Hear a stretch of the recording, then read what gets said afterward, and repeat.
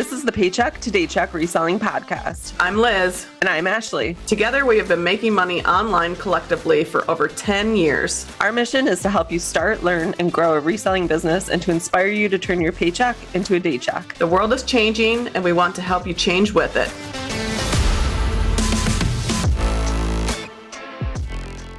Welcome back to another episode of the Paycheck to Daycheck podcast. Today we are going to be talking all about and doing a really deep dive into why keywords matter. So keywords can actually make a huge difference to the amount of sales that you either see or don't see in your business. I'm mostly thinking of eBay, but this would definitely work for Poshmark as well, Mercari, Depop, all these platforms.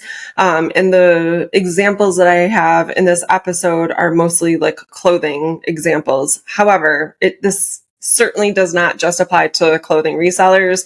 It's just, what popped into the brain as we were writing the notes for this episode. So definitely relate it to whatever niche that you're selling in. The whole point of this episode is that the more knowledge that you have around keywords and the more keywords that you use in your listings and in your titles, the easier it is going to be for the right buyer who's looking for that item to be able to find your specific item. So I think another thing also is it's so important to understand keywords because when you're doing your research, it will help you if you're outsourcing. So if you're outsourcing, it can really help decide whether you're going to buy an item or not. And it also can determine the sell-through rate. So I have an example of this. We were outsourcing and it was going to be October. So I knew Halloween was coming and I found this Home Depot suspenders. And I was like, oh, well, these would be perfect if we bought them and then put in the keyword Halloween. So we ended up buying them and they sold within like 2 days. And I think it was because, we did Home Depot Halloween costume and having those keywords in the title, I feel like really helped, put it in front of somebody who's probably trying to find a costume for Halloween. So I think that really can help. And also knowing like the specific terms for things. And that's one thing that I feel like I need to get better at. eBay, you have a lot of item specifics. So you do need to know a lot of details with items, but like knowing specific things like what is a neckline, like what's, a round scoop top and a V-neck and things like that. Like having those keywords will help your item get in front of the right buyer. Yeah. So like patterns, specific colors, like not just blue, like as a, teal, turquoise, like use this specific type of blue, different prints, etc. And we're going to go like very deep into that as well later in the episode. But using the correct keywords to describe your items is going to help your listing stand out as well versus like all of the generic ones. And again, this is like specifically I had in mind for clothing resellers. A few episodes back, we touched on how clothing is the easiest like entrance into reselling, right? Like pretty much everyone has access to some type of clothing to sell. And there's like just an abundance of it at thrift stores. If there's more and more resellers starting out on these platforms every day, and a ton of them are starting out with clothes, that just means that it's becoming more and more saturated as clothing sellers, right? There's just more and like more clothing being listed. So you really need to figure out a way to make your listings stand out from like all of the other ones, right? And there's tons of different ways to do that. We've touched on some of these ways in different episodes, but this is going to be one specific way that you can help your listings stand out. So let's talk about an example. So I did this very specific example for an item that I have right now. I just sourced this women's Pendleton plaid blazer. I picked it up for $5 and it's a wool material and it's like a blue-green plaid. I should have brought it down here to show you guys that are watching on YouTube, but I just kind of forgot. So bear with me. When I am running comps on this item, I'm using eBay. So if I search on eBay and I put in, let's say, Pendleton plaid women's blazer, there's going to be 2,200 plus listings that show up as active listings in the last 90 days and 557 sold. All right. However, if I use more keywords when I'm searching for this item, you're going to see that the results change dramatically. So for the keywords, I'm going to use this example. So the type of plaid. So what type of plaid is it? Is it a buffalo plaid, gingham, houndstooth, argyle, black watch, Glen plaid, Royal Stewart plaid? There's so many different types of plaid. It's wild, right? And that's just like touching the surface. But knowing what kind of plaid the pattern is really going to help like narrow that search down. So if someone's trying to find this exact blazer, right? Maybe they got a hole in the one that they had and they really want to replace it. They just want the exact same one. Maybe they need a different size, right? Maybe they lost it or whatever. How are you going to make sure that that customer can find your exact jacket? Because if you just list it as Pendleton plaid women's blazer, you're going to be lumped in with the 2,200 other listings, and they're going to have to kind of scroll through until they find the right one. But if you type in Pendleton black watch, tartan plaid women's blazer, now there's only 22 of them that are actively listed, and there's 7 that are sold. So it is much easier for the right buyer to search through 22 listings.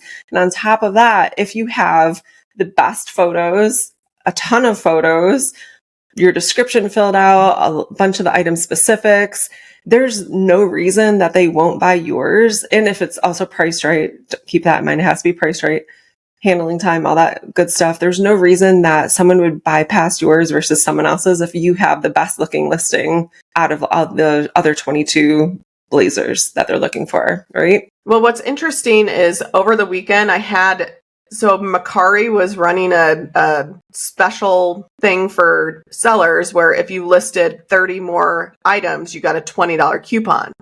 So I was trying to figure out what I should spend my $20 coupon on. And what I was thinking was I was going to buy something on Macari to flip on eBay. So what I did was I went to eBay's Terapeak. It's their research tool. And it's actually improved greatly, in my opinion. I feel like they've been doing stuff to it to like make it more useful.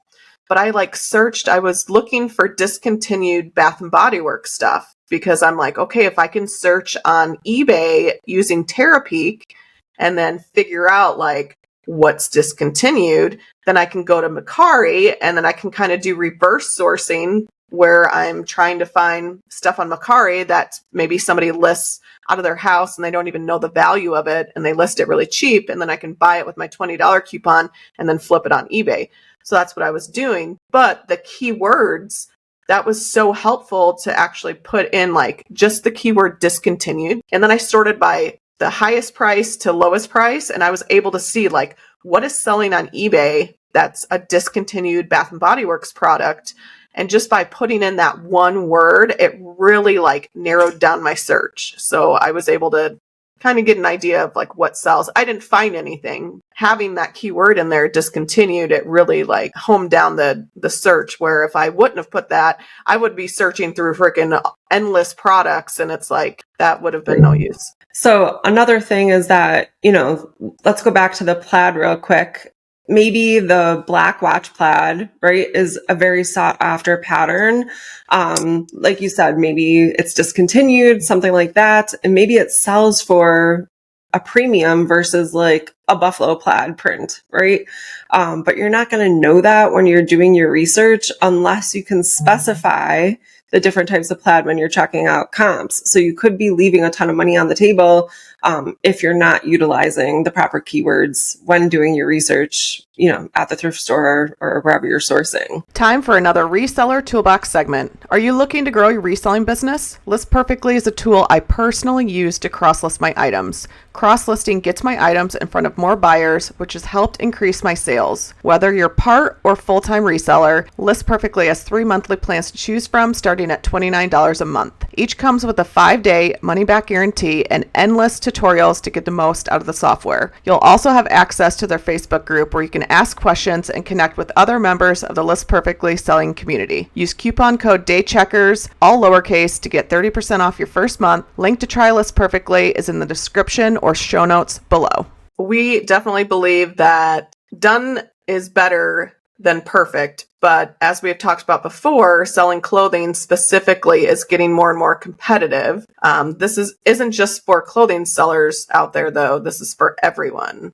So learning, doing research, and it really goes back to like knowing specific things. So like you were talking about the different plaid. I didn't even know that like half of those that you were mentioning. I just know plaid is plaid. But I feel like if you are going to be selling clothing, to stand out is going to be constantly learning, doing research, figuring out even different like dresses. Like there's just so much to clothing that you have to learn if you're going to be a clothing seller. What's midi? What's mini? You know, like there's so many different terms where if you aren't putting the right one in, you're just not going to find that buyer. So it is taking the time to research it. And I always said that I wish there was a reseller that would put out like a book of clothing that would have like all of those different specifics. So like what type of jeans, like are they flare, boot cut, straight, you know, things like that. There's just so much detail, but that is so important to know, because if you aren't putting that in, I mean, jeans are just jeans,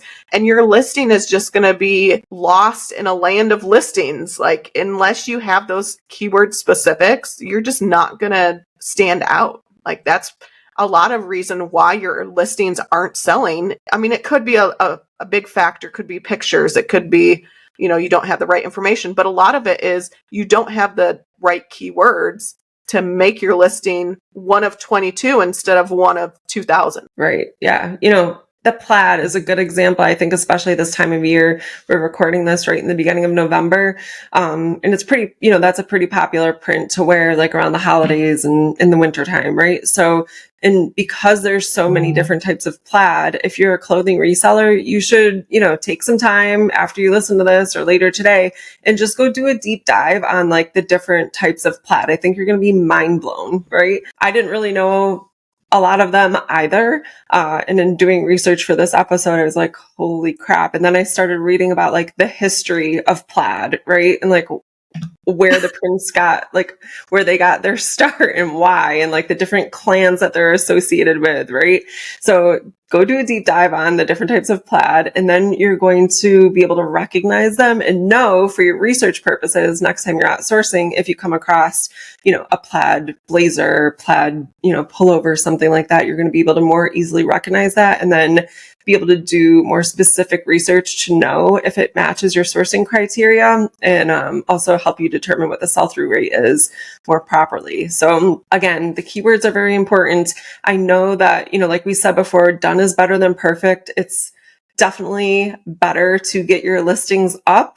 But if you find yourself with some more time, then to go back through and do some more research on an item and add in those keywords, maybe at a later date when when you're sitting on the couch watching TV later at night and you've done your listings for the day, go back through and do some research on these items and add in those keywords. It's just going to help your listings stand out more, and it's just going to help you make more sales. And you have to think, you are putting stuff on a platform. That platform doesn't know what you have. In order for your items to show up, like you have to give them as much detail so that way they can connect your item with the buyer. I think of Amazon. Amazon is so keyword driven. People search for so many things on Amazon, and as private label sellers, we have Jungle Scout that we look to find keyword research so we can see the search volume. So we know, like, you know, we have sold clear backpacks in the